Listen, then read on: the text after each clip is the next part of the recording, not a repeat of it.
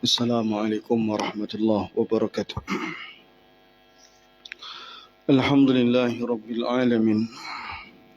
Wassalatu wassalamu ala asyrafil anbiya'i wal mursalin Sayyiduna wa maulana Muhammadin wa ala alihi wa sahbihi ajma'in. Allahumma salli ala Sayyidina Muhammadin al-Fatih lima ughliqa wal khatimi lima sabaqa nasiril haqqi bil haqqi wal hadi ila siratikal mustaqim wa ala alihi haqqa qadrihi wa miqdarihi al-azim.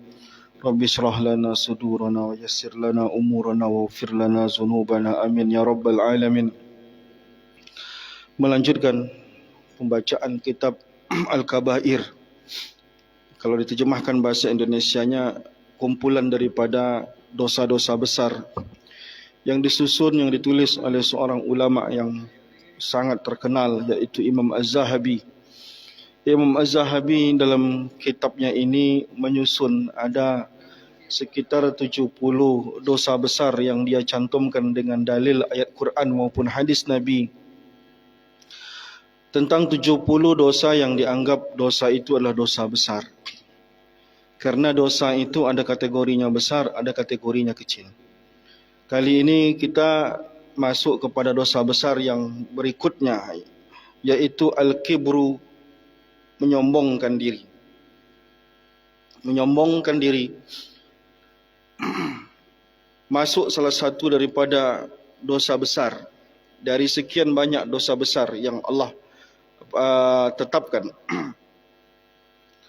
Dan banyak ayat Al-Quran maupun hadis Nabi sallallahu alaihi wasallam yang menceritakan atau menjelaskan betapa kebencian Allah yang luar biasa dengan rasa sifat sombong. Yang Ibnu Katsir sendiri dalam kitab tafsirnya menyebut bahawa definisi daripada sombong itu adalah menolak kebenaran dan merasa lebih baik dibandingkan orang lain. Jadi Ibnu Katsir dalam kitab tafsirnya memberikan dua kategori orang yang sombong. Dia mendefinisikan dua. Satu, menurut dia sombong itu adalah menolak kebenaran. Artinya dia menolak kebenaran karena dia walaupun tahu itu kebenaran tapi tidak sesuai dengan kemauan dia, dia tolak. Itu disebut dengan sombong. Yang kedua, dalam praktek sehari-hari, sombong itu juga diterjemahkan dengan menganggap orang lain lebih rendah daripada diri kita. Kita merasa lebih dibanding orang lain, itu juga sombong. Jadi kalau kita bicara tentang sombong, maka kita tak keluar dari dua garis ini. Pertama, kita menolak kebenaran. Yang kedua, kita merasa diri kita lebih baik dan memandang rendah orang lain. A'udzubillahi minasyaitonirrajim. Wa qala Musa inni ustu bi rabbi wa rabbikum. Nabi Musa berkata, aku berlindung kepada Allah Subhanahu wa taala, Tuhanku dan Tuhan kalian, min kulli mutakabbirin, dari orang yang menyombongkan diri. Nabi Musa menghadapi orang yang paling sombong dalam sejarah manusia, yaitu Fir'aun. Mengapa? Karena Fir'aun bukan sekedar menolak Islam sebagai agama, menolak Allah sebagai Tuhan. Fir'aun bahkan menganggap dirinya adalah Tuhan. Tidak ada kesombongan yang lebih daripada itu. Yang kedua, Fir'aun dengan kuasanya mampu membunuh orang. Dia merasa dirinya Tuhan karena dia merasa bahwa siapa yang dia inginkan hidup tetap hidup, siapa yang dia inginkan mati bisa mati dengan dibunuh. Maka puncak daripada kesombongan itu ada pada Fir'aun. Maka Nabi Musa menganggap bahawa ini yang paling sulit. Mendakwahkan Fir'aun, sulitan yang terbesarnya adalah karena sombongnya Fir'aun. Pertama, Fir'aun kenapa dia anggap sombong? Karena dia menolak kebenaran.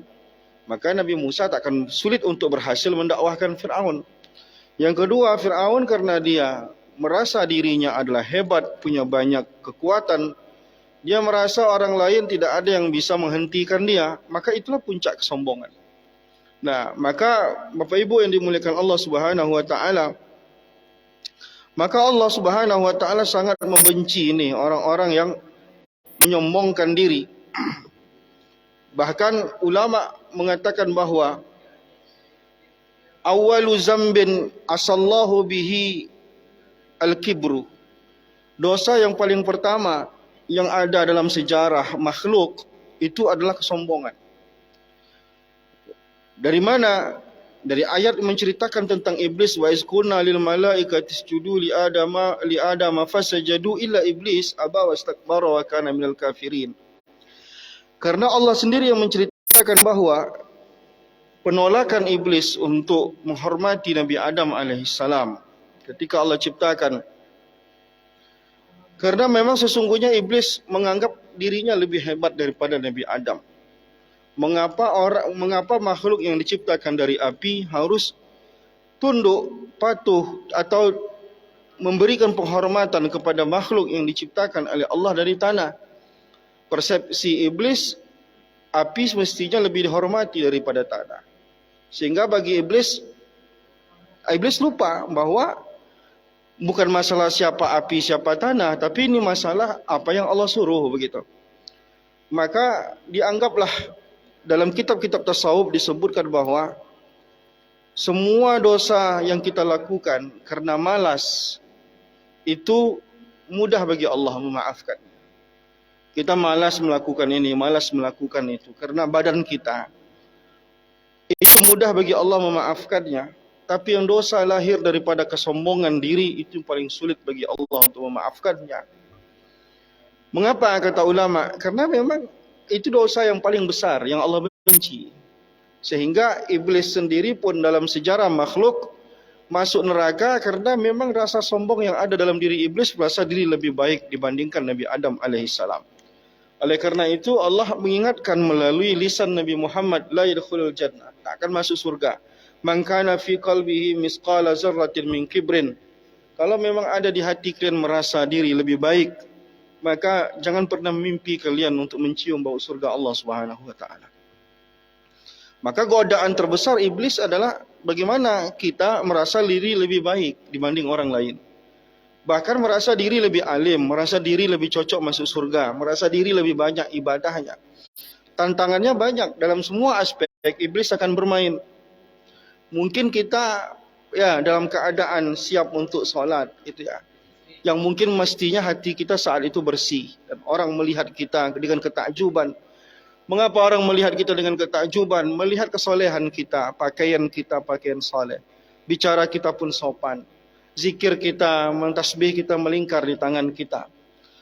Tapi di saat itu kita melihat orang yang mungkin sedang duduk-duduk di depan rumahnya, tidak berangkat ke masjid, lalu kita merasa diri lebih layak masuk surga Allah. Sehingga muncul kesombongan. Merasa diri kita lebih alim, lebih soleh, lebih layak masuk surga. Disitulah letak iblis itu bermain. Maka iblis bermain di hati kita. Maka pandangan kita kepada orang lain merendahkan. Maka dalam hidup kita, orang yang sudah mendekatkan diri kepada Allah, maka dalam hidupnya dia memandang dirinya tidak pernah lebih baik dibandingkan siapapun.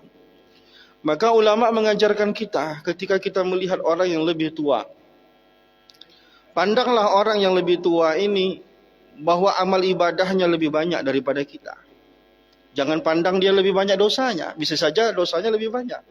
Tapi yang kita pandang adalah aspek bahwa dia bisa jadi amal ibadahnya lebih banyak daripada kita.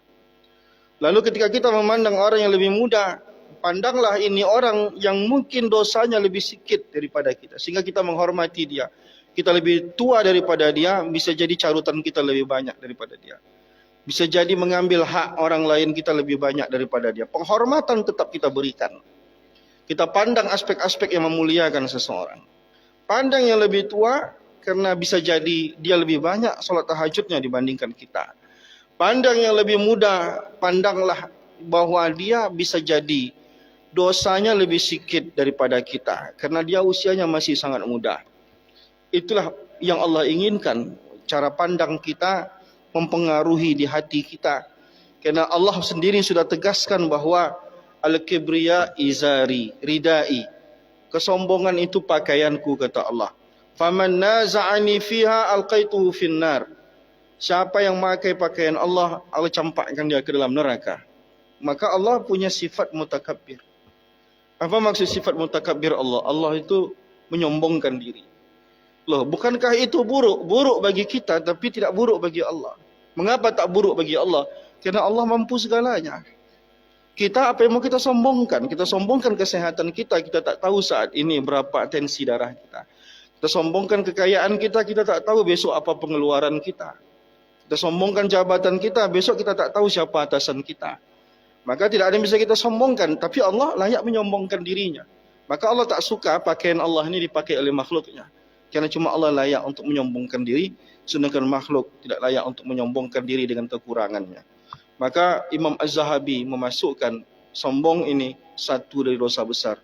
Kalau kita lakukan, mesti bertobat bersungguh-sungguh pada Allah Subhanahu Wa Taala. Assalamualaikum warahmatullahi wabarakatuh.